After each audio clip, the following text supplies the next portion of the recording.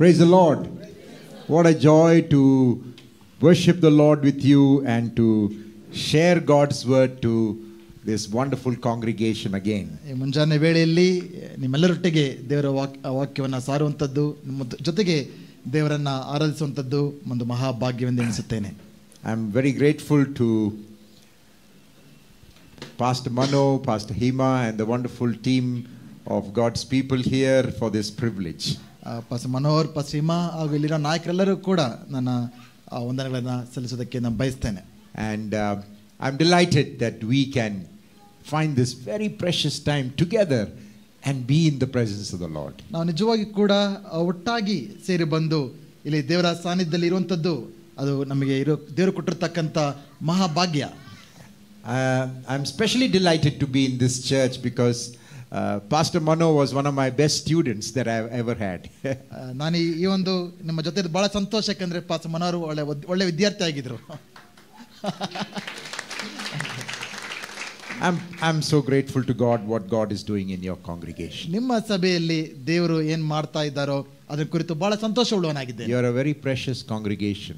ನಿಜವಾಗ್ಲೂ ಕೂಡ ಒಂದು ಒಳ್ಳೆಯ ಒಂದು ಸಭೆ ಆಗಿದ್ದೀರಾ. And may God bless you and make you flourish and may your influence grow all over Karnataka.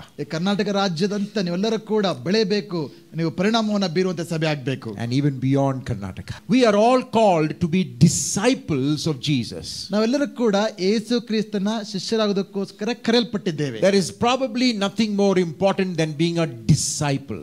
ಯೇಸು ಕ್ರಿಸ್ತನ ಶಿಷ್ಯನಾಗಿರೋದಕ್ಕಿಂತ ಅತಿ ಹೆಚ್ಚಿನ ವಿಷಯ ಇನ್ನೊಂದಿಲ್ಲ.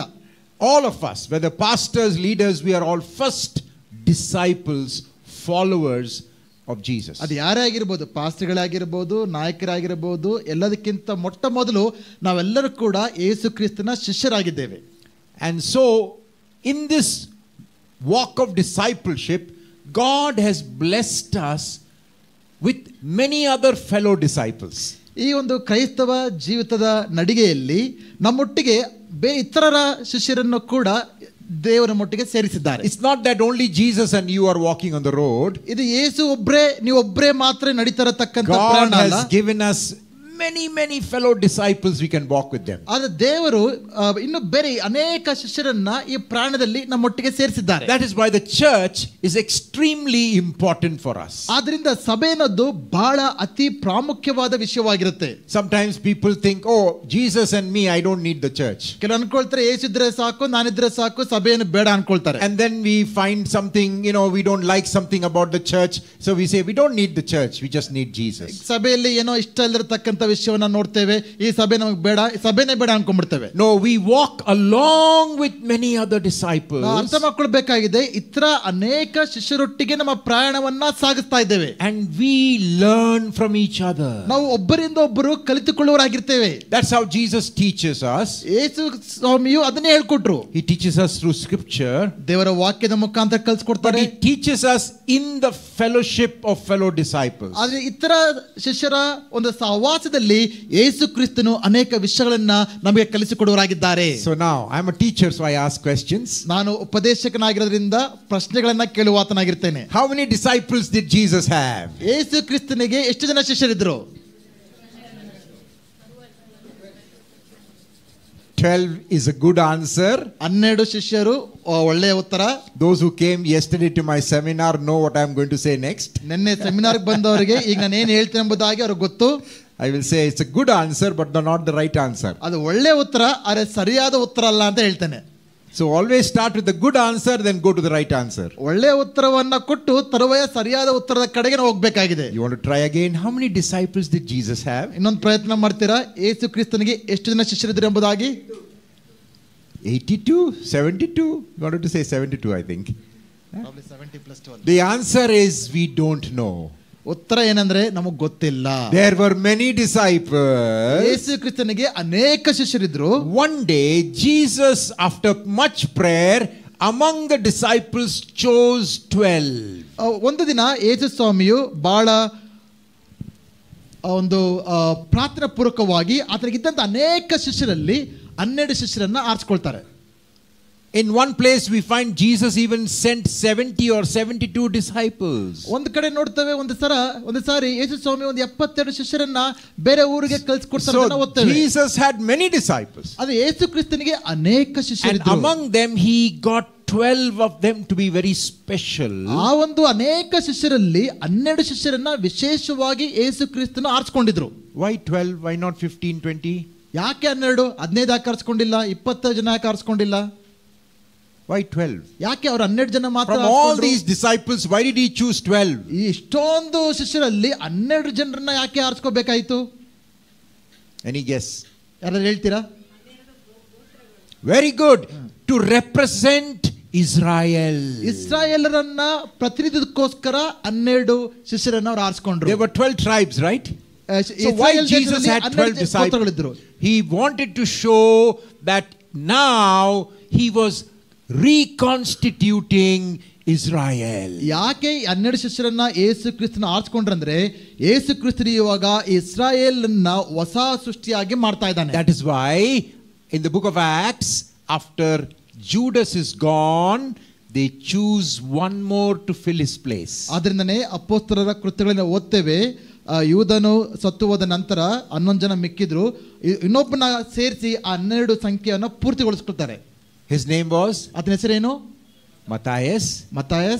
After that we don't read anything of Matthias. ಆ ಮತ್ತೇಯಸ್ ಬಗ್ಗೆ ಅದಾದ್ಮೇಲೆ ಏನು ಕೂಡ ಓದೋದಿಲ್ಲ ನಾವು. But the 12 was a symbolic reality of the people of God. ಆದರೆ ಈ 12 ಸಂಖ್ಯೆ ಬಹಳ ಪ್ರಾಮುಖ್ಯವಾದದ್ದು, ಅದು ದೇವರ ಜನರನ್ನ ಸೂಚಿಸುವಂತ ಸಂಖ್ಯೆ ಆಗಿದೆ. So among all the disciples of Jesus, 12 represented the people of, it was a representative number. ಆದ್ರಿಂದ ಈ 12 ಶಿಷ್ಯರನ್ನ ಏನನ್ನ ಸೂಚಿಸುತ್ತಂದ್ರೆ ಅದು ದೇವರ ಜನರನ್ನ ಪ್ರತಿನಿಧಿಸುವಂತ ಸಂಖ್ಯೆ ಆಗಿದೆ. Today God has given us the gift of many disciples. ಆದರೆ ಇವತ್ತು ದೇವರು ಅನೇಕ ಶಿಷ್ಯರ ವರವನ್ನು ನಮಗೆ ನೀಡಿದ್ದಾನೆ. And we learn from fellow disciples. ನಾವು ಇತರರ ಶಿಷ್ಯರುಗಳಿಂದ ನಾವು ಕೂಡ ಕಲಿತುಕೊಳ್ಳುವರಾಗಿರ್ತೇವೆ. Some of them have gone before us on the journey long ahead, so we learn from them. ಕೆಲವರು ಪ್ರಾಣದಲ್ಲಿ ನಮಗಿಂತ ಮುಂದೆ ಹೋಗಿರುವ ಕಾರಣದಿಂದ ಅವರಿಂದ ಕೆಲವು ಸಂಗತಿಗಳನ್ನು ಕಲಿತುಕೊಳ್ತೇವೆ. But we also learn from the disciples in the Bible.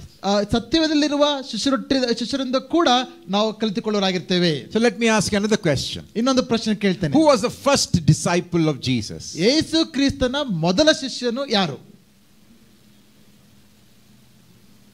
Don't worry, you don't have to be right, just give an answer. ನೀವು ಸರಿಯಾಗಿ ಉತ್ತರ ಕೊಡಬೇಕಂತ ಇಲ್ಲ, ನಿಮಗೆ ಏನು ತೋಚುತ್ತೋ ಹೇಳಿ, ಪರವಾಗಿಲ್ಲ. Peter is a good answer. ಪೇತ್ರನ ಒಳ್ಳೆಯ ಉತ್ತರ. If you are reading the Gospel of John, it is not Peter. ಯೋನನ ಸುವಾರ್ತೆಯನ್ನು ಓದ್ತಿರೋದಾದ್ರೆ ಅದರ ಪ್ರಕಾರ ಪೇತ್ರನು ಮೊದಲ ಶಿಷ್ಯ ಅಲ್ಲ. There it is Andrew, one of the first disciples. ಅಲ್ಲಿ ಆಂದ್ರೇನು ಮೊದಲನೇ ಶಿಷ್ಯನಾಗ್ತಾನೆ. That's a good answer. I am going to give you a very different answer today. ನಾನು ಒಂದು ವಿಭಿನ್ನವಾದ ಉತ್ತರವನ್ನು ನಿಮಗೆ ಕೊಡ್ತೇನೆ. Maybe you have not thought about this person as a first disciple. ಈ ವ್ಯಕ್ತಿ ಯೇಸು ಕ್ರಿಸ್ತನ ಮೊದಲ ಶಿಷ್ಯರಾಗಿದ್ದರ ಕುರಿತ ಬಗ್ಗೆ ನೀವು ಯೋಚನೆ ಮಾಡಲು ಸಾಧ್ಯ ಇಲ್ಲ. I will try to convince you. I'll give you reasons why I believe this person is the first disciple. ಅಷ್ಟೇ ಮಾತ್ರ ಅಲ್ಲ, ಯಾಕೆ ಈ ವ್ಯಕ್ತಿ ಮೊದಲ ಶಿಷ್ಯನಾಗಿದ್ರು ಅಂತ ನಾನು ಅನ್ಕೊಳ್ತೇನೆ, ಅದಕ್ಕೆ ನಿಮಗೆ ಆಧಾರಗಳನ್ನು ಕೂಡ ನೀಡ್ತೇನೆ. Turn to the Gospel of Luke chapter 1. ಲೂಕನ ಬರೆದ ಸುವಾರ್ತೆ 1ನೇ ಅಧ್ಯಾಯ.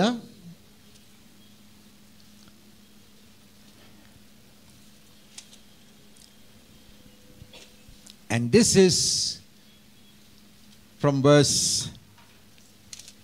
26 onwards. We read about the angel Gabriel going to Mary, a young teenager in Nazareth. 1ನೇ ಅಧ್ಯಾಯ 26ನೇ ವಚನದಲ್ಲಿ ನಾಜರೇತ್ ಹಳ್ಳಿಯಲ್ಲಿ ಒಂದು 16 ವರ್ಷ ಕನ್ಯೆಯ ಬಳಿ ಗಾಬ್ರಿಯಲ್ ದೂತನು ಹೋಗಿದ ವಿಷಯವನ್ನ ನಾವು ನೋಡ್ತೇವೆ.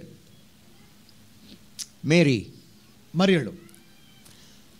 I want to talk to you about Mary, the mother of Jesus. ನಾನು ಯೇಸು ಕ್ರಿಸ್ತನ ತಾಯಿಯಾಗಿರುವ ಮರಿಯಳ ಬಗ್ಗೆ ನಿಮ್ಮ ಬಳಿಗೆ ಹಂಚಿಕೊಳ್ಳಲು ಬಯಸ್ತೇನೆ. And I am going to show you how you can look at her as the first disciple of Jesus. ಮರಿಯಳು ಯಾಕೆ ಯೇಸುವಿನ ಮೊದಲ ಶಿಷ್ಯಳಾದಳು ಎಂಬುದನ್ನು ನಾನು ನಿಮ್ಮ ಮುಂದೆ ಹೇಳಲು ಬಯಸ್ತೇನೆ. For many people who are from some church denominations, Mary, we remember her during Christmas time. ಕೆಲವು ಒಂದು ಕ್ರೈಸ್ತವ ಸಂಪ್ರದಾಯಗಳಲ್ಲಿ ಕ್ರಿಸ್ಮಸ್ ಹಬ್ಬದ ಸಮಯಗಳಲ್ಲಿ ನಮ್ಮ ಮರಿಗಳನ್ನ ಹೆಚ್ಚಾಗಿ ನೆನಪು ಮಾಡ್ಕೊಳ್ತೇವೆ. And after that we put her to the side. ಅದಾದ್ಮೇಲೆ ಮರಿಗಳನ್ನ ಪಕ್ಕಕ್ಕೆ ಇಟ್ಬಿಡ್ತೇವೆ. All right. Let me show you how she is a wonderful model for us as disciples of Jesus. ಯೇಸು ಕ್ರಿಸ್ತನ ಶಿಷ್ಯರಾಗಿದ್ದಕ್ಕೋಸ್ಕರ ಯಾವ ರೀತಿಯಲ್ಲಿ ಮರಿಯಳು ಒಳ್ಳೆಯ ಮಾದರಿ ಆಗಿದ್ದಾಳೆ ಎಂಬುದಾಗಿ ನಾವು ಕಲ್ತ್ಕೊಳ್ಳೋಣ. Who was the first one to hear the gospel? ಸುವಾರ್ತೆಯನ್ನ ಕೇಳಿರುವ ಮೊದಲನೇ ವ್ಯಕ್ತಿ ಯಾರು? First of all, let me define the gospel for you. ಮೊಟ್ಟ ಮೊದಲಾಗಿ ಸುವಾರ್ತೆ ಅಂದ್ರೆ ಏನೆಂಬುದಾಗಿ ವಿವರಿಸ್ತೇನೆ. In the letter of Paul to the Romans, in the first few verses, ಪೌಲನು ಬರೆದ ರೋಮಪುರದವರ ಪತ್ರಿಕೆ ಮೊದಲನೇ ಅಧ್ಯಾಯದಲ್ಲಿ, Romans chapter 1, ರೋಮಪುರದವರಿಗೆ verse 2, he will say, I am set apart for the gospel of God, the gospel he promised beforehand through his prophets in the holy scriptures regarding his son, who as to his earthly life was a descendant of David, and through the spirit of holiness was appointed the Son of God in power by his resurrection. ಒಂದು ಎರಡರಲ್ಲಿ ನೋಡ್ತೇವೆ, ಸುವಾರ್ತೆಯನ್ನು ಸಾರಿ ಹೇಳಿಸುತ್ತೇನೆಂದು ದೇವರು ಮುಂಚಿತವಾಗಿ ಪವಿತ್ರ ಶಾಸ್ತ್ರಗಳಲ್ಲಿ ತನ್ನ ಪ್ರವಾದಿಗಳ ಮೂಲಕ ಮಾತು ಕೊಟ್ಟನು.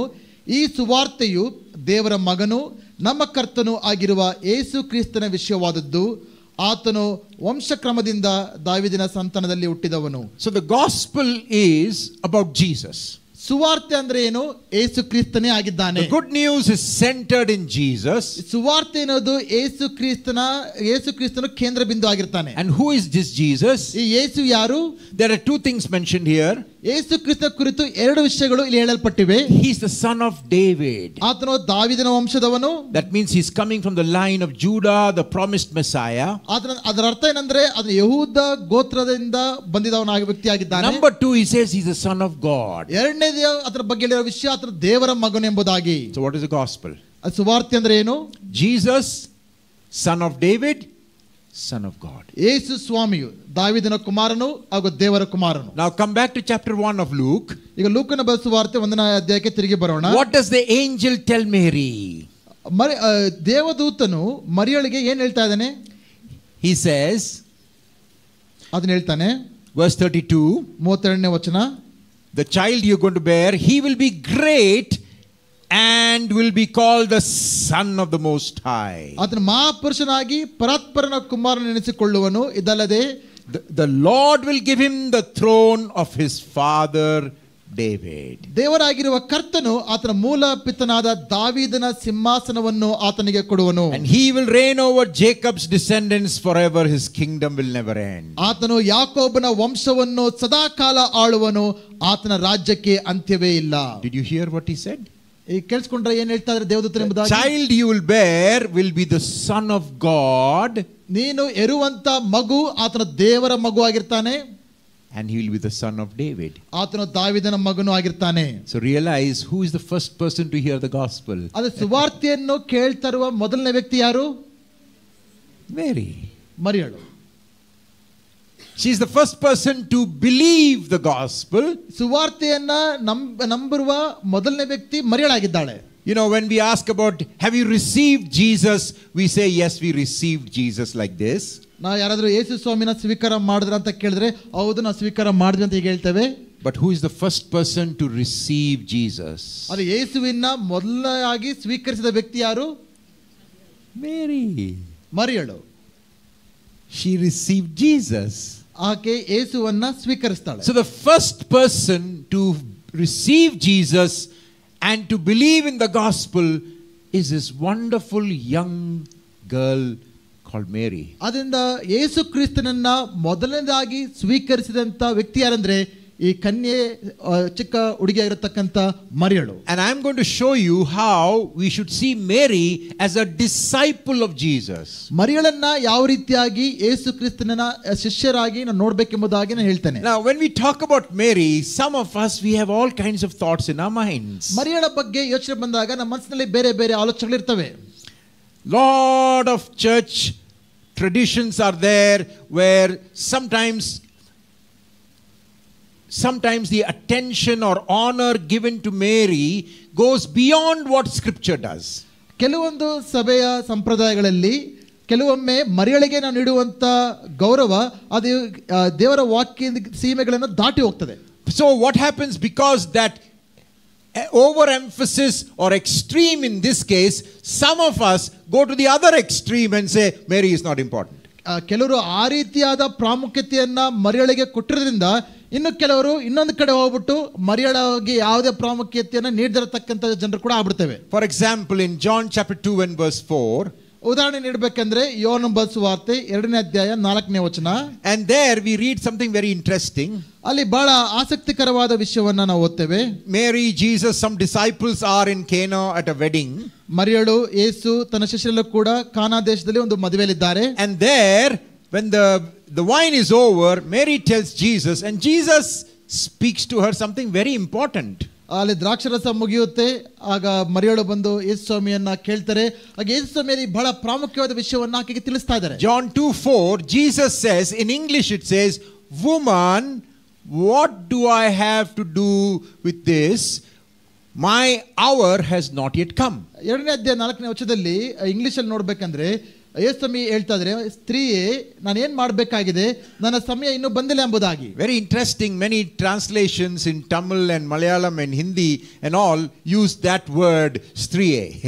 ಈ ಮಲಯಾಳಂ, ಹಿಂದಿ, ಬೇರೆ ಭಾಷೆಗಳಲ್ಲಿ, ತಮಿಳ್ ಭಾಷೆಗಳಲ್ಲಿ ಸ್ತ್ರೀಯೇ ಅನ್ನೋ ಪದವನ್ನ ಉಪಯೋಗಿಸಿದ್ದಾರೆ. But interestingly, in Kannada and Telugu it is, Kannada ಮತ್ತೆ ತೆಲುಗು ಭಾಷೆಯಲ್ಲಿ ಏನಿದೆ ಅಲ್ಲಿ?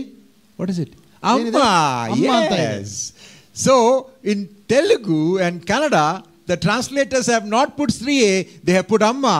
ಈ ಕನ್ನಡ ಮತ್ತು ತೆಲುಗು ಭಾಷಾಂತರ ಮಾಡಿದವರು ಸ್ತ್ರೀ ಅನ್ನೋ ಪದ ಉಪಯೋಗಿಸಿಲ್ಲ, ಆದರೆ ಅಮ್ಮ ಅನ್ನೋ ಪದವನ್ನು ಉಪಯೋಗಿಸಿದ್ದಾರೆ. Because the word in Greek that is used is respectful in Greek, but when you translate into English and woman and striye, it is not respectful. ಒಂದು ಗ್ರೀಕ್ ಭಾಷೆಯಲ್ಲಿ ಉಪಯೋಗಿಸತಕ್ಕಂಥ ಪದ ಆ ಒಂದು ಗ್ರೀಕ್ ಭಾಷೆಯ ಜನರಿಗೆ ಆ ಒಂದು ಸಂಸ್ಕೃತಿಯಲ್ಲಿ ಅದು ಗೌರವದ ಪದ ಆಗಿತ್ತು. ಆದ್ರಿಂದನೇ ಈ ರೀತಿಯಾಗಿ ಭಾಷಾಂತರ ಮಾಡಿದ್ದಾರೆ. That is why the Kannada translators decided we will make it amma, otherwise 3a is not respectful. ಆದ್ರಿಂದ ಕನ್ನಡಕ್ಕೆ ಭಾಷಾಂತರ ಮಾಡಿದ ಜನರು ಅಮ್ಮ ಅಂತಾನೆ ಹಾಕ್ಬಿಟ್ಟಿದ್ದಾರೆ, ಯಾಕಂದ್ರೆ ಸ್ತ್ರೀ ಅನ್ನೋದು ಅದು ಬಹಳ ಗೌರವವಾಗಿ ಇರೋದಿಲ್ಲ ನಮ್ಮ ಸಂಪ್ರದಾಯದಲ್ಲಿ. But what is Jesus saying to Mary? ಇಲ್ಲಿ ಯೇಸು ಸ್ವಾಮಿ ಮರಿಯಳಿಗೆ ಏನ್ ಹೇಳ್ತಾ ಇದ್ದಾರೆ? He says my hour has not come. ಮರಿಯಳಿಗೆ ಹೇಳ್ತಾರೆ ನನ್ನ ಸಮಯ ಇನ್ನೂ ಬಂದಿಲ್ಲ. What does that mean? ಅಂದ್ರೆ ಅರ್ಥ ಏನು? In the Gospel of John, the hour represents the hour on the cross. ಈ ಒಂದು ಯೋಹನ ಬರೆದ ಸುವಾರ್ತೆಯಲ್ಲಿ ನನ್ನ ಸಮಯ ಅಂತ ಹೇಳಬೇಕಂದ್ರೆ ಅದು ಶಿಲುಬೆಯ ಸಮಯವನ್ನ ಸೂಚಿಸುವಂತ ವಿಷಯವಾಗಿದೆ. What Jesus is saying to his mother is, if you involve me into this signs or miracles, very soon I will be going towards the cross. ಅಲ್ಲಿ ಯೇಸು ಸ್ವಾಮಿ ಏನು ಹೇಳ್ತಾ ಇದ್ದಾರೆ ಅಂದ್ರೆ ಮರಿಯಳಿಗೆ, ನನ್ನನ್ನ ಈ ಅದ್ಭುತಗಳಲ್ಲಿ ನೀನು ನನ್ನ ನಡೆಸುವುದಾದರೆ ಅತಿ ಬೇಗನೆ ನಾನು ಶಿಲುಬೆಗೆ ಹೋಗಬೇಕಾಗುತ್ತೆ. So Jesus is not putting Mary like anybody else. ಯೇಸು ಸ್ವಾಮಿಯು ಮರಿಯಳನ್ನ ಬೇರೆ ಜನರ ತರ ಕೆಳಗಾಗ್ತಾ ಇಲ್ಲ. Once again, let's look at what the text talks about Mary. ಈ ಒಂದು ದೇವರ ವಾಕ್ಯವು ಮರಿಯಳ ಬಗ್ಗೆ ಏನು ಹೇಳ್ತದೆ ಎಂಬುದಾಗಿ ನಾವು ನೋಡೋಣ. Once Gabriel speaks to Mary, what does she do? She goes to the house of Elizabeth. ಗಾಬ್ರಿಯೇಲ ದೂತನು ಮರಿಯಳಿಗೆ ಮಾತಾಡಿದ ನಂತರ ಮರಿಯಳು ಎಲಿಜಬೆತ್ನ ಕಾಣಲು ಹೋಗ್ತಾ ಇದ್ದಾಳೆ. In verse 42, when Elizabeth sees Mary, she's full of the Holy Spirit. She says, "Blessed are you among women." ಅಲ್ಲಿ ಎಲಿಜಬೆತ್ನ ಭೇಟಿಯಾದಾಗ Elizabeth ಹೇಳ್ತದೆ, ಎಲ್ಲಾ ಸ್ತ್ರೀಯರಿಗಿಂತ ನೀನು ಆಶೀರ್ವಿಸಲ್ಪಟ್ಟಂತ ವ್ಯಕ್ತಿ ಎಂಬುದಾಗಿ. And blessed is the child you will bear. ನೀನು ಹೆರುವಂತ ಮಗು ಆಶೀರ್ವಿಸಲ್ಪಟ್ಟಂತ ಮಗು ಆಗಿರುತ್ತೆ. Verse 45, blessed is she who has believed that the Lord would fulfill his promises to her. 45ನೇ ವಚನದಲ್ಲಿ ನೋಡ್ತೇವೆ ಈ ಒಂದು ವಾಗ್ದಾನಗಳನ್ನ ನೆರವೇರಿಸುತ್ತಾರೆ ಎಂಬುದಾಗಿ ನಂಬಿರತಕ್ಕಂತ ವ್ಯಕ್ತಿ ಧನ್ಯಳು ಎಂಬುದಾಗಿ. In the Gospels, ಸುವಾರ್ತೆಗಳಲ್ಲಿ no one is called blessed like this, like Mary. No one is called blessed like this. ಮರಿಯಳ ಹಾಗೆ ಧನ್ಯಳು ಎಂಬುದಾಗಿ ಕರೆಸಿಕೊಂಡಂತ ವ್ಯಕ್ತಿ ಬೇರೆ ಯಾರು ಇಲ್ಲ. You read the 4 Gospels. Maybe in one place you have Peter. Jesus will say in the Gospel of Matthew, "Blessed are you, Peter.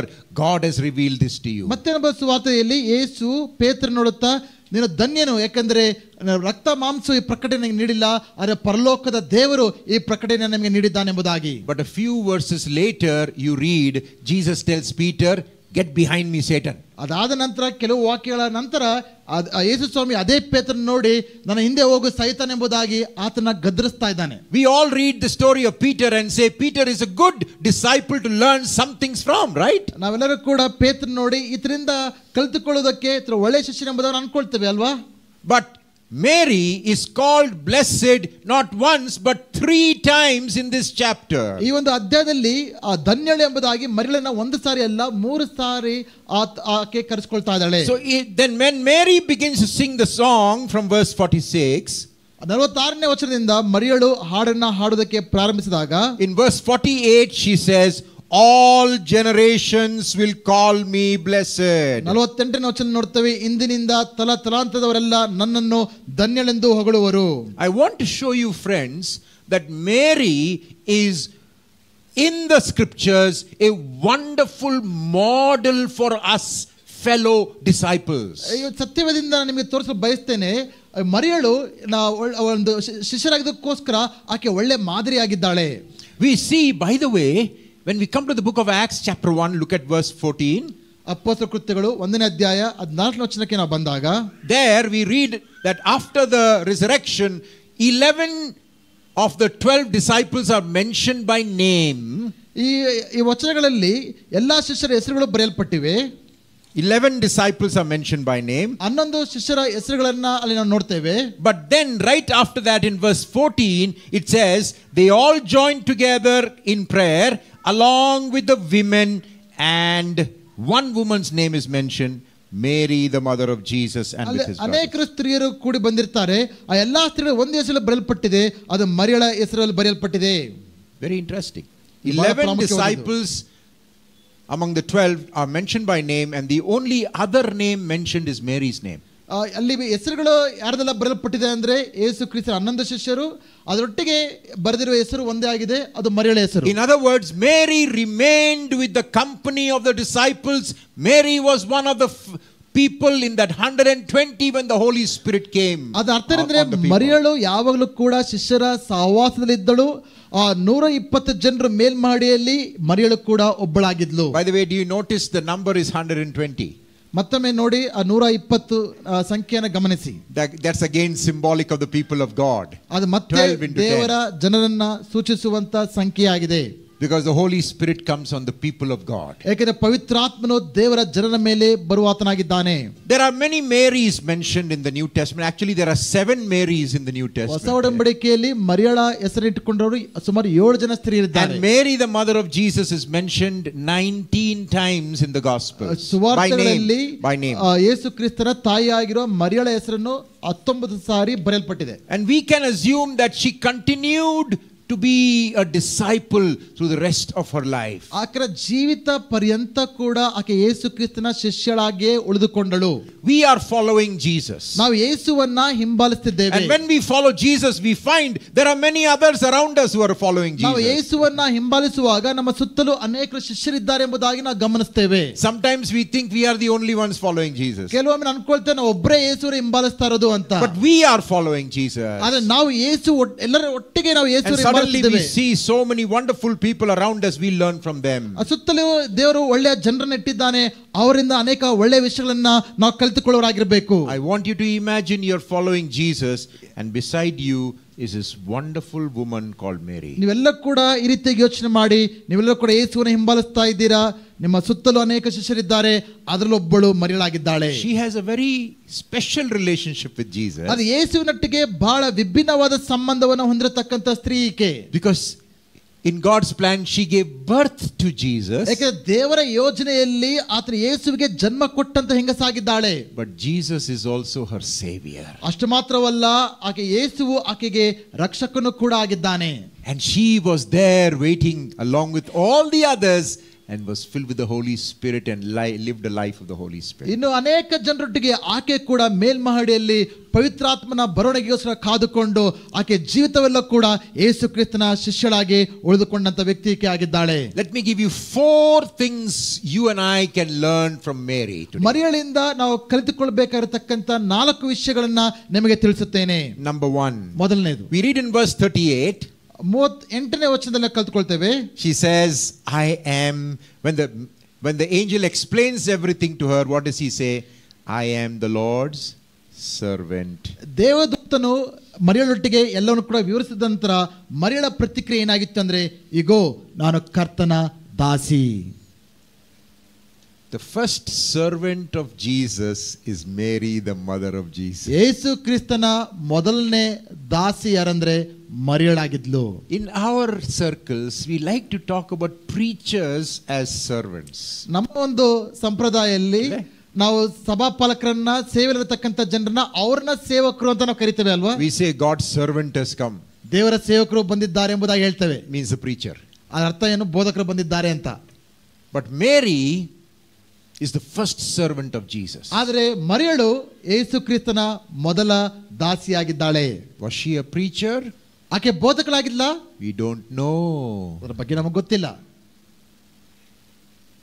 To understand who is a servant of Jesus, we need to know from Mary what it means to be a servant ದೇವರ of Jesus. ಸೇವಕರಾಗಿರೋದಂದ್ರೆ ಅರ್ಥ ಏನೆಂಬುದಾಗಿ ಕಲ್ತ್ಕೊಳ್ಬೇಕಂದ್ರೆ ನಾವು ಮರಿಯಳನ್ನ ನೋಡಬೇಕಾಗಿದೆ. Look at verse 38 once again. It says, she says, may your word to me be fulfilled. 38ನೇ ವಚನವನ್ನ ನಾನು ಮತ್ತೆ ನೋಡೋದಾದ್ರೆ ಆಕೆ ಹೇಳ್ತಾ ಇದ್ದಾಳೆ, ನಿನ್ನ ಮಾತಿನಂತೆ ನನಗೆ ಆಗಲಿ The first thing to learn from Mary is how to be a servant of Jesus. ಮೊದಲನೇ ವಿಷಯ ನಮ್ಮ ಮರಿಯಳಿಂದ ನಾವೇನು ಕಲ್ತ್ಕೊಳ್ತೇವೆ ಅಂದ್ರೆ ಯಾವ ರೀತಿಯಾಗಿ ನಾವು ಯೇಸು ಕ್ರಿಸ್ತನ ದಾಸರಾಗಿರಬೇಕು ಎಂಬುದಾಗಿ. A servant is obedient to the master.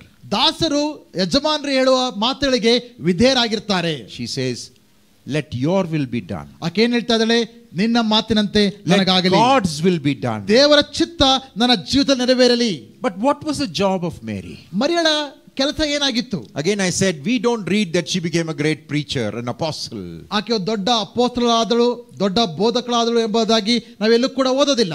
As far as we can see in scripture, Mary gave birth to Jesus and then she took care of her, but according to the gospels she had other children. ದೇವರ ವಾಕ್ಯವನ್ನ ನಾವು ಓದುವುದಾದ್ರೆ ಆಕೆ ಯೇಸು ಕ್ರಿಸ್ತನಿಗೆ ಜನ್ಮ ಕೊಟ್ಟ ನಂತರ ಆಕೆ ಇನ್ನೂ ಇತರ ಮಕ್ಕಳಿಗೆ ಜನ್ಮ ಕೊಟ್ಟಳು ಎಂಬುದಾಗಿ. How many children? ಎಷ್ಟು ಜನ ಮಕ್ಕಳಿದ್ರು? Look at Mark chapter 6 and verse 3.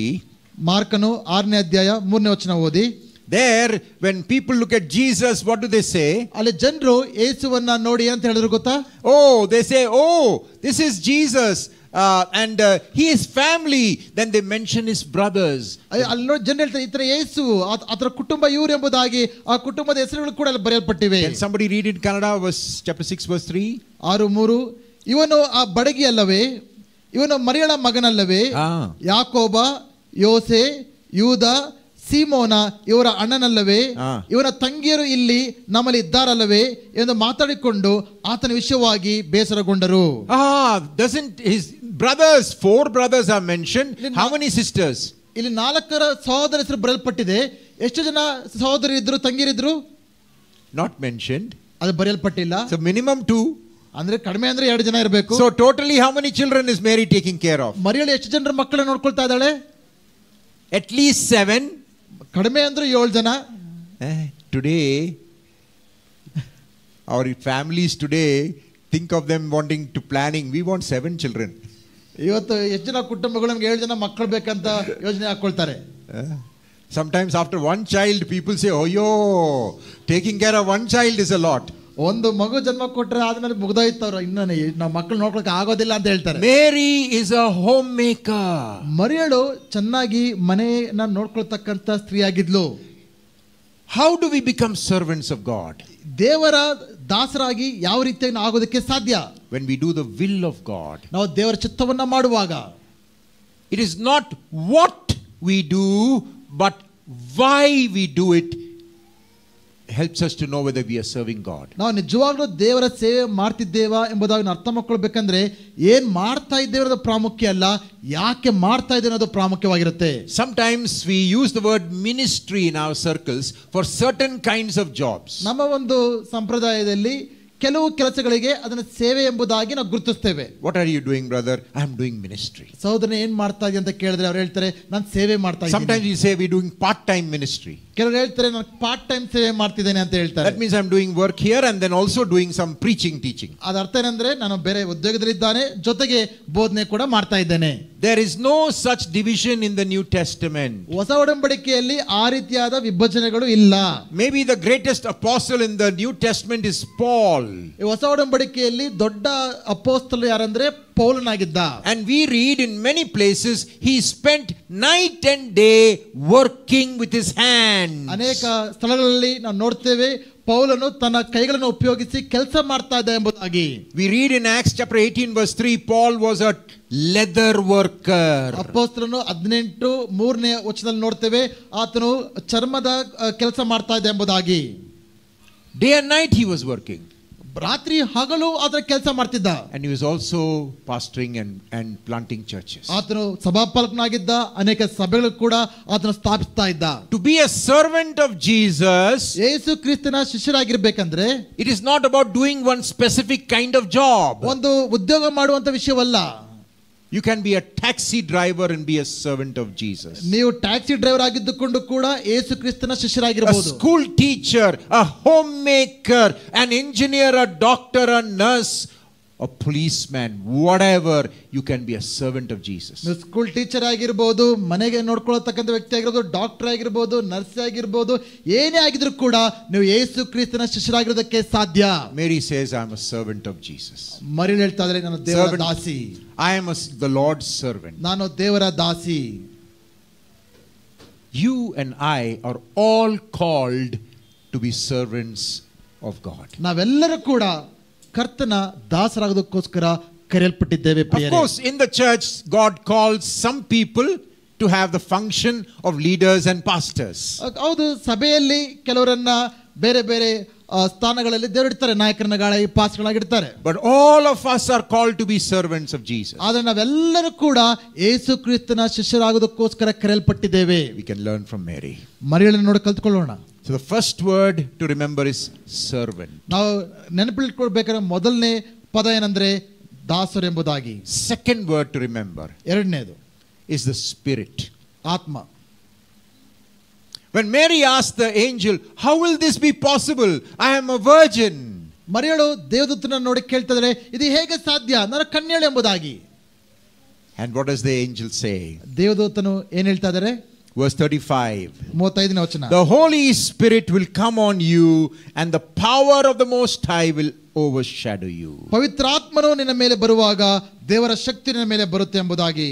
Mary was a spirit-filled disciple. ಮರಿಯಳು ಆತ್ಮ ಭರಿತವಾದ ದಾಸಿಯಾಗಿದ್ದಳು. And remember, among the 120, we know only the names of these 12 people, including Mary. ಅಪೊಸ್ತಲರ ಕೃತ್ಯಗಳು ಮೊದಲನೇ ಅಧ್ಯಾಯದಲ್ಲಿ ಮೇಲ್ಮಾಡಿಯಲ್ಲಿ ನೋಡಿದಂತ 12 ಜನ ಶಿಷ್ಯರೊಟ್ಟಿಗೆ ಇರುವಂತ ಇನ್ನೊಂದು ಹೆಸರೇನೆಂದರೆ ಮರಿಯಳಾಗಿದ್ದಾಳೆ. And we read in Acts chapter 2 that Peter says this Holy Spirit is coming on all people. ಈ ಎರಡನೇ ಅಧ್ಯಾಯದಲ್ಲಿ ನೋಡ್ತೇವೆ ಪೇತ್ರನು ಹೇಳ್ತಾ ಇದ್ದಾನೆ ಈ ದೇವರ ಆತ್ಮನು ಎಲ್ಲಾ ಶರೀರಗಳ ಮೇಲೆ ಸುರಿಯಲ್ಪಡ್ತಾ ಇದ್ದಾನೆ ಎಂಬುದಾಗಿ. In Acts chapter 10 we find the Holy Spirit comes on the Cornelius and family. They are not even Jews, and the Holy Spirit is moving into the world among non-Jews. ಅಪೊಸ್ತಲರ ಕೃತ್ಯಗಳು 10ನೇ ಅಧ್ಯಾಯದಲ್ಲಿ ಯಹೂದ್ಯರ ಅಲ್ಲದ ಕೊರ್ನೇಲ್ ಕುಟುಂಬದಲ್ಲಿ ದೇವರ ಆತ್ಮನು ಅವರೆಲ್ಲರ ಮೇಲೆ ಬರುವುದನ್ನ ನಾವು ಕಾಣ್ತಿದ್ದೇವೆ. Friends, we follow Jesus in the power of the Holy Spirit. ಸ್ನೇಹಿತರೆ, ನಾವೆಲ್ಲರೂ ಕೂಡ ಆತ್ಮದಿಂದ ತುಂಬಿದ ಜನರಾಗಿ ಯೇಸುವಿನ ಶಿಷ್ಯರಾಗ್ತೇವೆ. Generally, religions tell you, you have to do this, do this, do this, do this, then God will look at you and maybe smile at you. ಸಹಜವಾಗಿ ಎಲ್ಲಾ ಧರ್ಮಗಳು ಏನು ಕಲಿಸ್ಕೊಡ್ತೇವೆ ಅಂದ್ರೆ ನೀನೆಲ್ಲ ಇದನ್ನ ಮಾಡಬೇಕು, ಅದನ್ನ ಮಾಡಬೇಕು, ಇದನ್ನ ಮಾಡಬೇಕು, ಅದೆಲ್ಲ ಮಾಡಿದ ನಂತರ ದೇವರು ನಿಮ್ಮನ್ನು ನೋಡಿ ಸಂತೋಷ ಪಡಬಹುದು. But following Jesus is not like that. ಆದರೆ ಯೇಸುವನ್ನ ಹಿಂಬಾಲಿಸುವಂತ ಕಾರ್ಯ ಅದಲ್ಲ. You say yes to Jesus and the Holy Spirit comes in your life, and the Holy Spirit enables you to follow Jesus. ನಾವು ಯೇಸುವನ್ನ ಅಂಗೀಕರಿಸಿಕೊಂಡಾಗ, ನಾವು ಪವಿತ್ರಾತ್ಮನ ಪಡೆದುಕೊಂಡಾಗ, ಪವಿತ್ರಾತ್ಮನು ನಾವು ದೇವರ ಶಿಷ್ಯರಾಗೋದಕ್ಕೋಸ್ಕರ ಆತನ ಸಹಾಯ ಮಾಡುವಾತನಾಗಿದ್ದಾನೆ. God's Spirit comes in us and helps us to follow Jesus. ಪವಿತ್ರಾತ್ಮನು ನಮಗೆ ಒಳಗೆ ಬಂದು ಯೇಸು ಕ್ರಿಸ್ತನ ಶಿಷ್ಯರಾಗೋದಕ್ಕೋಸ್ಕರ ಆತನ ಸಹಾಯ ಮಾಡುವಾತನಾಗಿದ್ದಾನೆ. Mary was full of the Holy Spirit. ಮರಿಯಳು ಸಂಪೂರ್ಣವಾಗಿ ಆತ್ಮನಿಂದ ತುಂಬಿಸಲ್ಪಟ್ಟಂತ ವ್ಯಕ್ತಿಯಾಗಿದ್ದಳು. She lived a life full of the Holy Spirit. ಆಕೆ ಪವಿತ್ರಾತ್ಮನಿಂದ ತುಂಬಿಸಲ್ಪಟ್ಟಂತ ಜೀವಿತವನ್ನ ಜೀವಿಸಿದಂತ ವ್ಯಕ್ತಿಯಾಗಿದ್ದಳು. On the day of Pentecost, in a very special way, she was full of the Holy Spirit. ಪೆಂತೆಕೋಸ್ತ್ ದಿನದಂದು ಒಂದು ವಿಶೇಷವಾದ ರೀತಿಯಲ್ಲಿ ಆಕೆ ಪವಿತ್ರಾತ್ಮನಿಂದ ತುಂಬಿಸಲ್ಪಟ್ಟವಳಾಗಿದ್ಲು. And the Holy Spirit helps us to be a servant of Jesus. ಪವಿತ್ರಾತ್ಮನು ಯೇಸು ಕ್ರಿಸ್ತನ ಶಿಷ್ಯರಾಗೋದಕ್ಕೋಸ್ಕರ ಸಹಾಯ ಮಾಡುವಾತನಾಗಿದ್ದಾನೆ. We know Acts chapter 1 verse 8, the Holy Spirit will come on you and you will be my witnesses. ಅಪೊಸ್ತಲ ಕೃತ್ಯಗಳು 1ನೇ ಅಧ್ಯಾಯ 8ನೇ ವಚನದಲ್ಲಿ ಓದ್ತೇವೆ, ಪವಿತ್ರಾತ್ಮನು ನಿಮ್ಮ ಮೇಲೆ ಬರುವಾಗ ನೀವು ನನ್ನ ಸಾಕ್ಷಿಗಳಾಗ್ತೀರಾ ಎಂಬುದಾಗಿ. All of us are called to be witnesses wherever the Lord is taking us. ಎಲ್ಲೆಲ್ಲ ದೇವರು ನಮ್ಮನ್ನ ಕರೆದುಕೊಂಡು ಹೋಗ್ತಾ ಇದ್ದಾನೋ ಅಲ್ಲೆಲ್ಲ ಕೂಡ ನಾವು ಯೇಸು ಕ್ರಿಸ್ತನ ಶಿಷ್ಯರಾಗೋದಕ್ಕೋಸ್ಕರ ದೇವರು ನಮ್ಮನ್ನ ಕರೆಯುತ್ತಿದ್ದಾನೆ. The Holy Spirit will help us. ಪವಿತ್ರಾತ್ಮನು ನಮಗೆ ಸಹಾಯ ಮಾಡುವಾತನಾಗಿದ್ದಾನೆ. Hallelujah. Hallelujah. Mary is an example for that. ಮರಿಯಳು ಒಳ್ಳೆಯ ಉದಾಹರಣೆ ಆಗಿದ್ದಾಳೆ. The third thing that we learn from Mary, ಮರಿಯಳಿಂದ ನಾವು ಕಲಿತುಕೊಳ್ಳಬೇಕಾಗಿರುವ ಮೂರನೇ ವಿಷಯ ಏನಂದ್ರೆ, we notice that from verse 46. 46ನೇ ವಚನದಿಂದ ಅದನ್ನು ಗಮನಿಸುತ್ತಿದ್ದೇವೆ. On verse 46, Luke 1:46, Mary starts praising God. 46ನೇ ವಚನದಲ್ಲಿ ಆಕೆ ದೇವರನ್ನ ಸ್ತುತಿಸುವುದಕ್ಕೆ ಪ್ರಾರಂಭಿಸುತ್ತಿದ್ದಾಳೆ. You know, this is one of the most beautiful passages in the Gospel of Luke. ಇದು ಲೂಕನ ಸುವಾರ್ತೆಯಲ್ಲಿ ಬಹಳ ಅತಿ ಮುಖ್ಯವಾದ ವಿಷಯವಾಗಿದೆ. This is the first Christian hymn. ಇದು ಕ್ರೈಸ್ತವ ಮೊದಲನೇ ಸಂಗೀತವಾಗಿದೆ. It is the first song of someone who has Christ in her. ಕ್ರಿಸ್ತನನ್ನ ಒಳಗೆ ಪಡೆದುಕೊಂಡಿರುವ ವ್ಯಕ್ತಿ ಹಾಡುತ್ತಿರತಕ್ಕಂತ ಮೊದಲನೇ ಹಾಡು ಇದಾಗಿದೆ. This is the first song. ಇದು ಮೊದಲನೇ ಹಾಡು. It's a beautiful song. ಇದು ಉತ್ತಮವಾದ ಹಾಡು.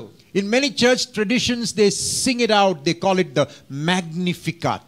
ಅನೇಕ ಸಭೆಯ ಪರಂಪರೆಗಳಲ್ಲಿ ಈ ಹಾಡನ್ನ ಹಾಡಿ ಅದನ್ನ ಮ್ಯಾಗ್ನಿಫಿಕಾಟ್ ಅಂತ ಕರೀತಾರೆ. So what we are going to do today is, ಇವತ್ತು ಏನು ಮಾಡ್ತೇವೆ ಅಂದ್ರೆ, because you know we stand up and sing the hymns, right? ನಾವು ನಿಂತ್ಕೊಂಡು ಹಾಡುಗಳನ್ನ ಹಾಡ್ತೇವೆ ಅಲ್ವಾ? This is the first Christian hymn. ಇದು ಮೊದಲನೇ ಕ್ರೈಸ್ತವ ಹಾಡಾಗಿದೆ. So we are all going to stand and we're going to read it in Kannada. ಅದು ಎಲ್ಲರೂ ಕೂಡ ನಿಂತುಕೊಂಡು ಇದನ್ನ ನಾವು ಓದೋಣ. Because this is the first Christian hymn. ಯಾಕಂದ್ರೆ ಕ್ರೈಸ್ತವ ಮೊದಲನೇ ಹಾಡಾಗಿದೆ. So let's read it together. ಎಲ್ಲರೂ ಕೂಡ ನಿಂತುಕೊಂಡು ನಾವು ನಾವು ನಿಂತುಕೊಳ್ಳೋಣ. Lead us, pastor, from verse 46 to 55. 46ನೇ ಅಧ್ಯಾಯದಿಂದ 55ನೇ ವಚನವನ್ನ Can we have it come on the screen? Is it possible?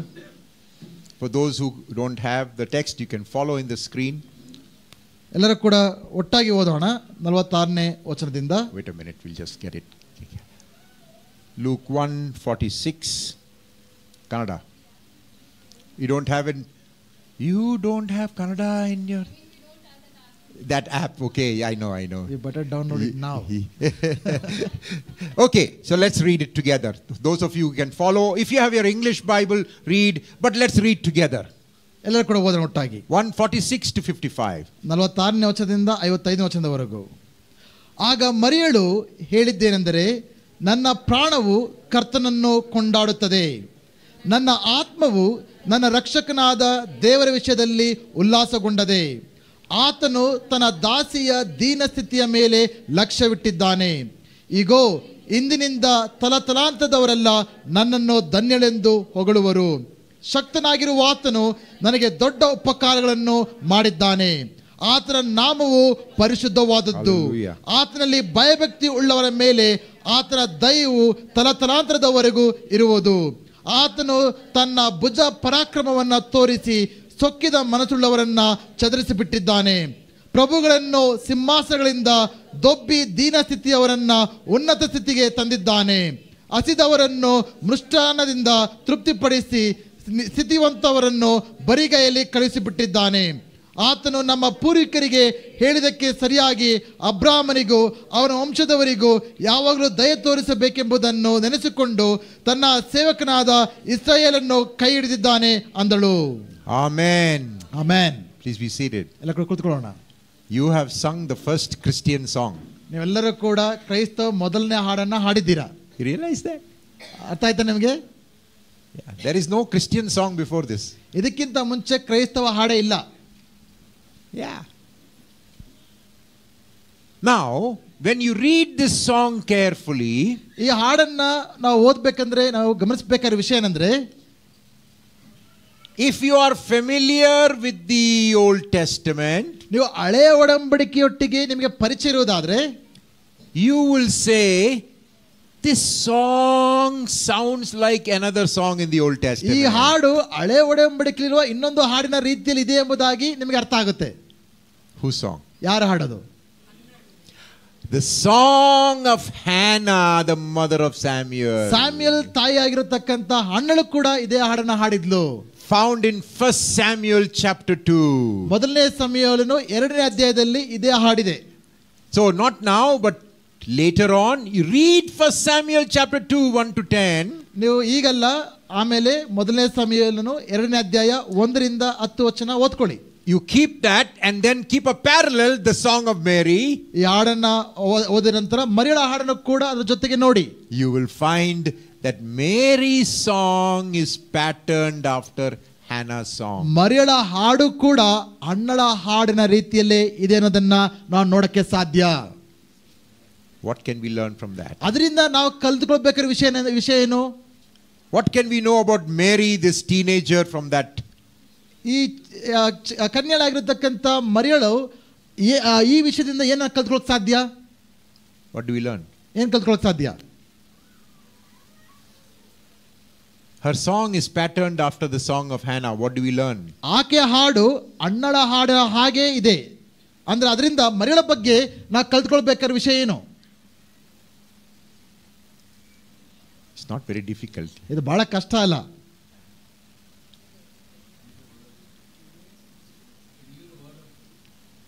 Mary's life is patterned after scripture. ಮರಿಯಳ ಜೀವಿತ ದೇವರ ವಾಕ್ಯದ ಮೇಲೆ ಆಧಾರಗೊಂಡಿರತಕ್ಕಂಥ ಜೀವಿತವಾಗಿತ್ತು. You see that? ಅರ್ಥ ಆಯ್ತಾ? So that when she is praising God, scripture comes out of her. ಆದ್ರಿಂದ ಆಕೆ ದೇವರ ಸ್ತುತಿಸುವಾಗ ಆಕೆ ಒಳಗಿಂದ ಏನು ಬರ್ತಾ ಇದೆ? ದೇವರ ವಾಕ್ಯ ಬರ್ತಾ ಇದೆ. I am sure Mary had memorized that song. ನನಗೆ ಖಚಿತವಾಗಿ ಹೇಳಬಲ್ಲೆ ಮರಿಯಳು ಆ ಹಾಡನ್ನ ಬಾಯ್ಪಾಠ ಮಾಡಿದ್ಲು ಎಂಬುದಾಗಿ. The song of Hannah. ಹಣ್ಣಳ ಹಾಡನ್ನ ಆಕೆ ಬಾಯ್ಪಾಠ So ಮಾಡಿದ್ಲು. when she builds her song, it is built on the song of Hannah. ಅದು ಆಕೆ ದೇವರಿಗೋಸ್ಕರ ಹಾಡನ್ನ ಹಾಡಬೇಕಂದ್ರೆ ಅದು ಹಣ್ಣಳ ಹಾಡಾಗಿ ಹೊರ ಬರ್ತಾ ಇದೆ. Listen friends. ಕೇಳಿಸ್ಕೊಳ್ಳಿ ಪ್ರಿಯರೇ. How can you be a blessed disciple? ಯೇಸು ಕ್ರಿಸ್ತನ ಆಶೀರ್ವದಿಸಲ್ಪಟ್ಟ ಶಿಷ್ಯರಾಗಿ ನೀವು ಆಗಬೇಕಂದ್ರೆ ಹೇಗೆ ಸಾಧ್ಯ?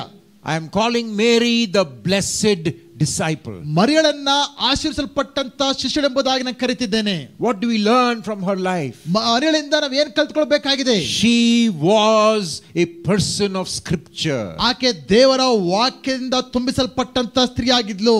That's how you are blessed. ಆ ರೀತಿಯಾಗಿ ನಾವು ಕೂಡ ಆಶೀರ್ವದಿಸಲ್ಪಡ್ತೇವೆ. When we allow our mind and our life to be patterned after scripture. ಯಾವಾಗ ನಮ್ಮ ಮನಸ್ಸು ನಮ್ಮ ಜೀವಿತ ದೇವರ ವಾಕ್ಯವನ್ನು ಅನುಸರಿಸುವ ಜೀವಿತವಾಗುತ್ತೋ ಆಗ ನಾವು ಕೂಡ ಆಶೀರ್ವದಿಸಲ್ಪಟ್ಟಂತ ಜನರಾಗ್ತೇವೆ. In Matthew chapter 11 verses 18 to 20, ಮತ್ತಾಯ ಸುವಾರ್ತೆ 11ನೇ ಅಧ್ಯಾಯ 18 ರಿಂದ 20 ನೋಡ್ತೇವೆ. Jesus says, "Learn from me." ಯೇಸು ಕ್ರಿಸ್ತನು ಹೇಳ್ತಾ ಇದ್ದಾರೆ, ನನ್ನಿಂದ ನೀವು ಕಲಿತುಕೊಳ್ಳಿರಿ. We are called to learn from Jesus. ನಾವೆಲ್ಲರೂ ಕೂಡ ಯೇಸುವಿನಿಂದ ಕಲಿಯುವುದಕ್ಕೋಸ್ಕರ ಕರೆಯಲ್ಪಟ್ಟಿದ್ದೇವೆ. And Jesus is found in the scriptures. ಯೇಸುವು ದೇವರ ವಾಕ್ಯದಲ್ಲಿ ಇದ್ದಾನೆ. The book of Psalms has ಕೀರ್ತನೆಗಳು an introduction, Psalm 1. ಮೊದಲನೇ ಅಧ್ಯಾಯ ಅದು ಕೀರ್ತನೆಗಳಿಗೆ ಪರಿಚಯವಾಗಿರತಕ್ಕಂತ ವಾಕ್ಯ. Someone we don't know who wrote it. ಅದು ಯಾರು ಬರೆದ್ರು ಎಂಬುದು ನನಗೆ ಗೊತ್ತಿಲ್ಲ. But he said, who is the blessed person? ಆದ್ರೆ ಅಲ್ಲಿ ಏನು ಬರೆಯಲ್ಪಟ್ಟಿದೆ? ಆಶೀರ್ವದಿಸಲ್ಪಟ್ಟ ಧನ್ಯರು ಯಾರೆಂಬುದಾಗಿ. And then in verse 2, Psalm 1 verse 2, ಕೀರ್ತನೆಗಳು 1ನೇ ಅಧ್ಯಾಯ 2 ನೋಡ್ತೇವೆ. he says, blessed is the person who meditates on the Lord day and night. ಯೆಹೋವನ ಧರ್ಮಶಾಸ್ತ್ರದಲ್ಲಿ ಆನಂದ ಪಡುವವನಾಗಿ ಅದನ್ನೇ ಹಗಲಿರುಳು ಧ್ಯಾನಿಸುತ್ತಿರುವನೋ ಅವನು ಎಷ್ಟೋ ಧನ್ಯನು. The word there for meditate has the idea of someone who is murmuring the word of God.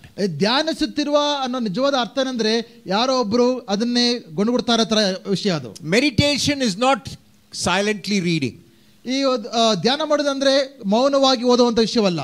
You know, when I was a little boy, I found that when my father was reading the newspaper, he read it very differently than me. ನಾನು ಚಿಕ್ಕ ಹುಡುಗ ಇರಬೇಕಂದ್ರೆ ನಮ್ಮ ತಂದೆ ದಿನಪತ್ರಿಕೆ ಓದ್ಬೇಕಂದ್ರೆ ಅದು ಬೇರೆ ರೀತಿಯಲ್ಲಿ ಓದ್ತಾ ಇದ್ರು. I will read the newspaper like this. ನಾನು ನ್ಯೂಸ್ ಪೇಪರ್ ಇಟ್ಕೊಂಡು ಈ ರೀತಿ ಓದ್ತಾ ಇದ್ದೆ.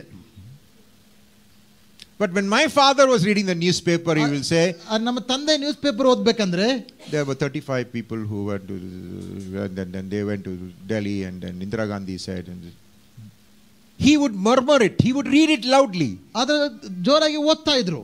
And I used to ask him, Papa, why are you reading loudly like that? ನಾನು ನಮ್ಮ ತಂದೆ ನೋಡಿ ಕೇಳ್ತಿದ್ದೆ, ಯಾಕೆ ಈ ರೀತಿಯಾಗಿ ಓದ್ತಿದ್ದೀರಾ ಎಂಬುದಾಗಿ. Do you know that the ancient people never read something quietly? ನಿಮಗೆ ಗೊತ್ತಾ, ಪೂರ್ವಿಕರು ಯಾವುದೇ ವಿಷಯ ಓದ್ಬೇಕಂದ್ರೆ ಮೌನವಾಗಿ ಓದ್ತಾ ಇರಲಿಲ್ಲ. Always reading was, you had to speak it out. ನೀವು ಓದ್ಬೇಕಂದ್ರೆ ನೀವು ಬಾಯಿ ತೆಗೆದು ಹೇಳ್ತಾ ಇದ್ರಿ. Who is reading the word of God? ದೇವರ ವಾಕ್ಯವನ್ನು ಓದುವಂತವರು. I want to tell you, when you read your Bible, don't read quietly in your head. ಅದರ ಸತ್ಯವಾದ ಓದಬೇಕಂದ್ರೆ ಮೌನವಾಗಿದ್ದುಕೊಂಡು ಮನಸ್ಸಲ್ಲೇ ಓದಬೇಡಿ. The Jewish way of reading was the word is hagad. It means murmur, speak it out, ponder it, meditate on it. ಅದು ಯಹೂದ್ಯರು ದೇವರ ವಾಕ್ಯವನ್ನು ಓದಬೇಕಂದ್ರೆ ಬಾಯಿ ತೆಗೆದು ಓದಿ ಧ್ಯಾನ ಮಾಡ್ತಾ ಅದನ್ನ ಅರಿಕೆ ಮಾಡ್ತಾ ಇದ್ರು. And then when you say that, you begin to be formed and transformed by the word of God. ಯಾವಾಗ ಆ ರೀತಿಯಾಗಿ ಮಾಡ್ತಿರೋ ದೇವರ ವಾಕ್ಯವು ನಿಮ್ಮನ್ನ ರೂಪಾಂತರಗೊಳಿಸಕ್ಕೆ ಸಾಧ್ಯ ಆಗುತ್ತೆ. Jesus got the word of God from his mother's womb. ಯೇಸು ಸ್ವಾಮಿಯು ತನ್ನ ತಾಯಿಯ ಗರ್ಭದಿಂದಲೇ ದೇವರ ವಾಕ್ಯವನ್ನ ಸ್ವೀಕರಿಸಿದಂತ ವ್ಯಕ್ತಿಯಾಗಿದ್ದ. That is why when Jesus was 12 years old, you remember, in Luke chapter 2, he is sitting and talking to these grown-ups about the word of God. ಆದ್ದರಿಂದನೇ ಲೂಕನ ಬರೆಸುವಾರ್ತೆ 2ನೇ ಅಧ್ಯಾಯದಲ್ಲಿ ಯೇಸು ಸ್ವಾಮಿಗೆ ಬರೀ 12 ವರ್ಷ ವಯಸ್ಸಿದ್ದಾಗಲೇ ಆತನು ಧರ್ಮಶಾಸ್ತ್ರಗಳಲ್ಲಿ ಪ್ರವೀಣರಾಗಿರೋ ಜನರೊಟ್ಟಿಗೆ ಆತ ತರ್ಕ ಮಾಡ್ತಾ ಇದ್ದಾನೆ. He is asking good questions of these old people who have been reading the Bible much longer, reading the scriptures much longer. ಆತನ ಅವರ ಜೀವಿತವೆಲ್ಲ ದೇವರ ವಾಕ್ಯದಲ್ಲಿ ಓದಿ ಎಲ್ಲ ಅರಿದು ಕುಡಿದಿರತಕ್ಕಂತ ಜನರ ಬಳಿ ಯೇಸು ಸ್ವಾಮಿಯು ಒಳ್ಳೆಯ ಪ್ರಶ್ನೆಗಳನ್ನ ಕೇಳ್ತಾ ಇದ್ದಾನೆ. After all, he is the son of Mary. ಆತನು ಮರಿಯಳ ಮಗನಾಗಿದ್ದ. Mary was a woman whose life was patterned after scripture. ಮರಿಯಳ ಜೀವಿತ ದೇವರ ವಾಕ್ಯದಿಂದ ರೂಪಿಸಲ್ಪಟ್ಟಂತ ಜೀವಿತವಾಗಿತ್ತು. I know we all are very busy people. ನನಗೆ ಗೊತ್ತು ನಾವೆಲ್ಲರೂ ಕೂಡ ಬಹಳ ಬ್ಯುಸಿಯಾಗಿರ್ತೇವೆ. All the time we say, no time for this, no time. Even people working in the house, my wife is the most hard working person I know. ನನಗೆ ಗೊತ್ತು, ಕೆಲಸ ಮಾಡ್ತಾ ಎಲ್ಲರೂ ಕೂಡ ಯಾವಾಗಲೂ ಕೇಳ್ತೇವೆ, ಬಿಸಿ ಇದೆ, ಇದು ಮಾಡೋಕ್ಕಾಗ್ತಿಲ್ಲ, ಅದು ಮಾಡೋಕ್ಕಾಗ್ತಿಲ್ಲ. ಮನೇಲಿದ್ದು ಮನೆ ನೋಡ್ಕೊಳ್ಳೋ ವ್ಯಕ್ತಿ ಕೂಡ ಬಿಸಿ ಆಗಿರುತ್ತೆ, ನನ್ನ ಹೆಂಡತಿ ಕೂಡ ಕಷ್ಟಪಡ್ತಾರೆ, ಅವರು ಕೂಡ ಬಿಸಿ ಆಗಿದ್ದಾರೆ. But make time to meditate on scripture. ಆದರೆ ದೇವರ ವಾಕ್ಯವನ್ನ ಓದಿ ಧ್ಯಾನ ಮಾಡೋದಕ್ಕೆ ಸಮಯವನ್ನ ನೀವು ತೆಗೆದುಕೊಳ್ಳಬೇಕಾಗಿದೆ. Don't just read it quietly, read it out loudly. ಸುಮ್ಮನೆ ಮನಸ್ಸಲ್ಲಿ ಓದಬೇಡಿ ಮೌನವಾಗಿದ್ದುಕೊಂಡು, ಆದರೆ ಜೋರಾಗಿ ಬಾಯಿ ತೆಗೆದು ಓದಿ. Ponder it, think about it. ಯೋಚನೆ ಮಾಡಿ, ಧ್ಯಾನ ಮಾಡಿ.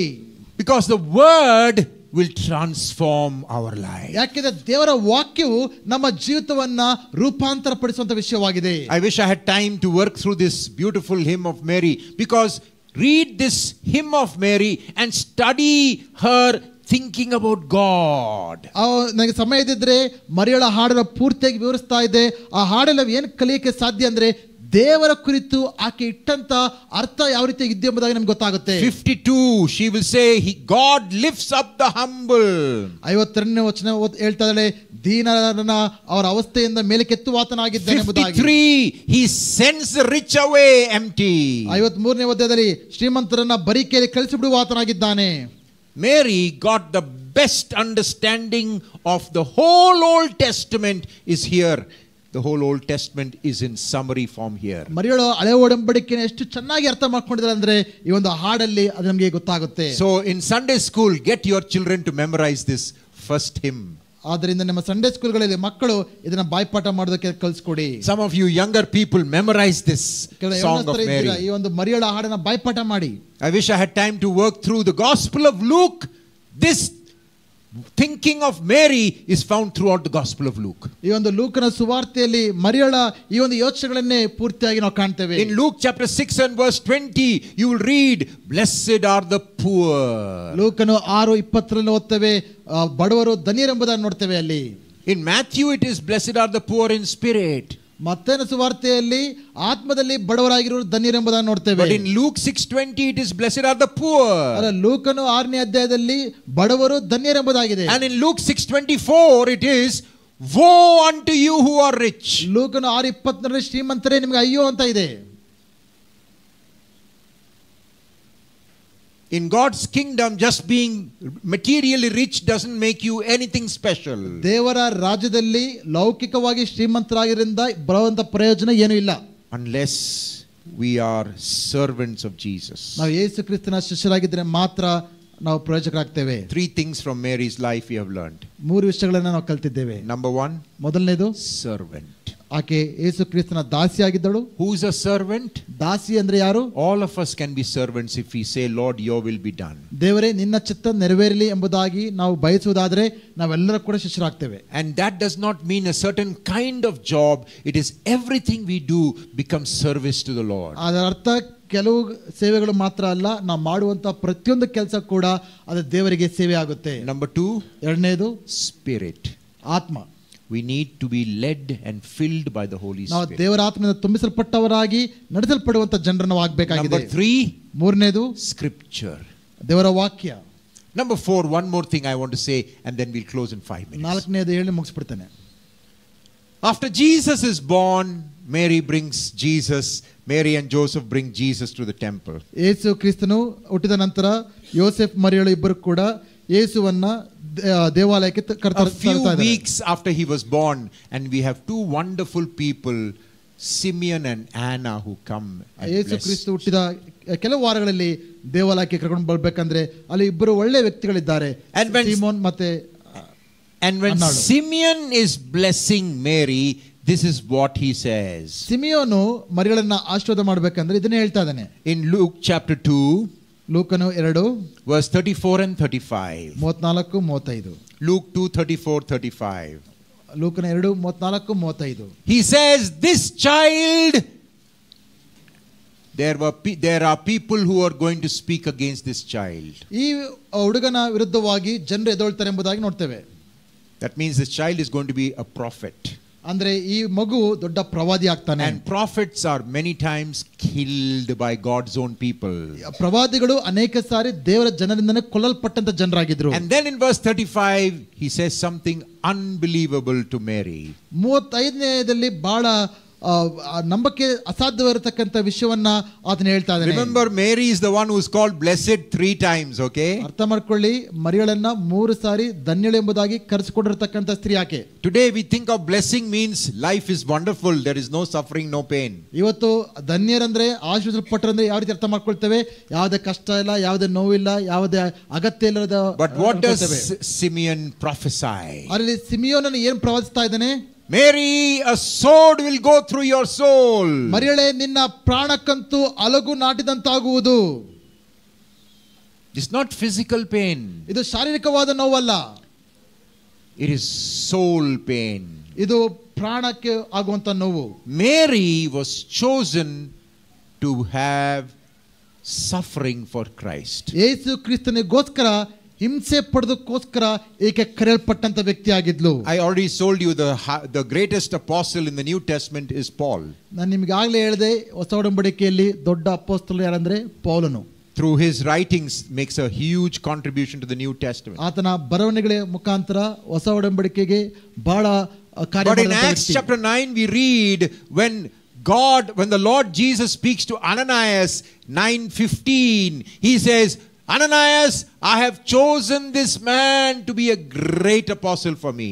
ಅಪೊಸ್ತಲ ಕೃತ್ಯಗಳು 9ನೇ ಅಧ್ಯಾಯದಲ್ಲಿ ಅನನೀಯನೊಟ್ಟಿಗೆ ದೇವರು ಮಾತಾಡಬೇಕಂದ್ರೆ ಹೇಳ್ತಾ ಇದ್ದಾರೆ ಪೌಲನ ಕುರಿತು, ಪೌಲನನ್ನ ಒಬ್ಬ ದೊಡ್ಡ ಅಪೊಸ್ತಲನಾಗಿ ಆರಿಸಿಕೊಂಡಿದ್ದೇನೆ ಎಂಬುದಾಗಿ. But in 9:16 he says, I will show him how much he will suffer for my name. 16 ಹೇಳ್ಬೇಕಂದ್ರೆ ಆತನು ನನಗೋಸ್ಕರ ಎಷ್ಟು ಹಿಂಸೆಯನ್ನ ತಾಳ್ಕೊಳ್ಬೇಕೆಂಬುದಾಗಿ ನಾನು ತೋರಿಸ್ತೇನೆ ಎಂಬುದಾಗಿ. Read the letters of Paul and see the suffering of Paul.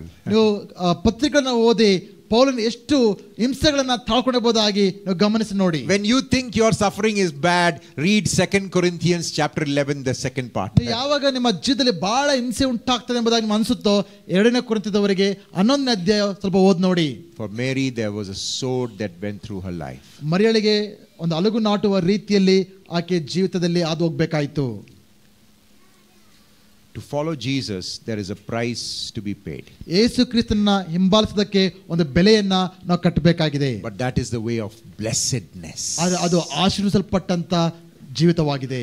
May God help us to follow Jesus and learn from Mary. ನಾವು ಯೇಸು ಕ್ರಿಸ್ತನನ್ನ ಹಿಂಬಾಲಿಸೋದಕ್ಕೂ ಮರಿಯಳಿಂದ ಕಲಿತುಕೊಳ್ಳೋದಕ್ಕೂ ದೇವರು ತಾನೇ ಸಹಾಯ ಮಾಡಲಿ. Amen. ಆಮೆನ್.